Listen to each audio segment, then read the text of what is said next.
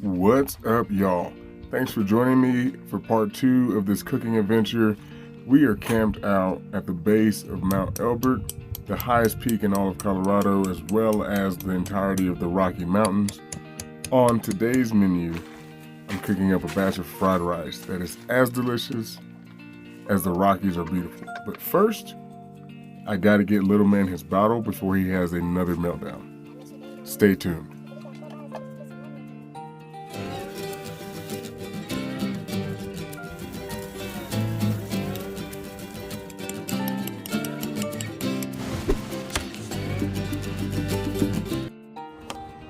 Alright, so first things first, I'm going to start by chopping all of my veggies.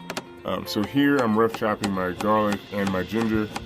When you're doing this, you want to make sure that you do not dice this too small. Having tiny pieces will lead to premature burning. And note that we will be adding the ginger and the garlic to the rice later on, not at the beginning. Next, I am dicing my carrots, and I also want to make note that I always use blanched or Parker carrots when I'm at camp.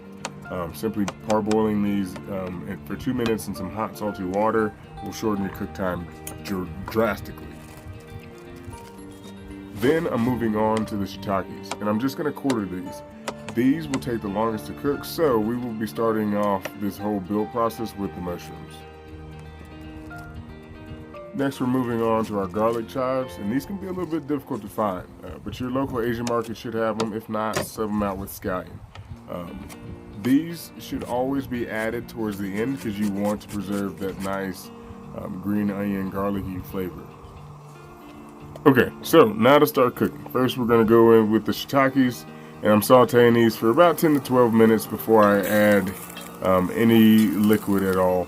I want these well caramelized. Okay, so after I add my water, I'm going to let these simmer for about 5 minutes or so. I'm seasoning these with the same salt sauce from our last ramen video because Captain Planet said it was really cool to recycle. So,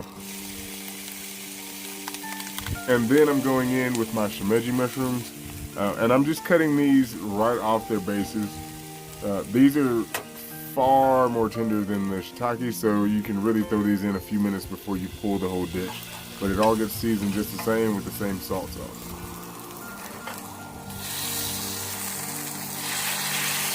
Now I'm going to heat some more oil up, and we're going to go in with the sweet rice.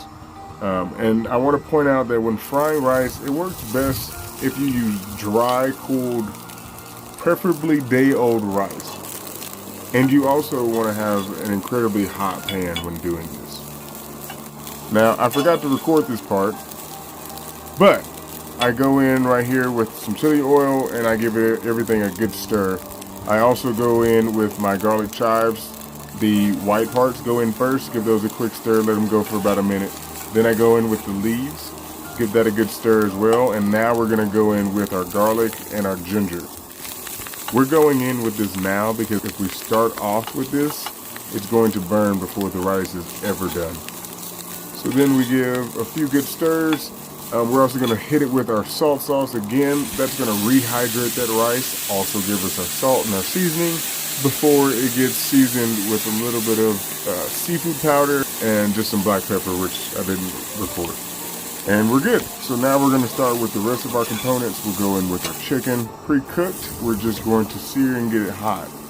And after that, then we're going to add in our galan, our diced carrot, and some more garlic chives.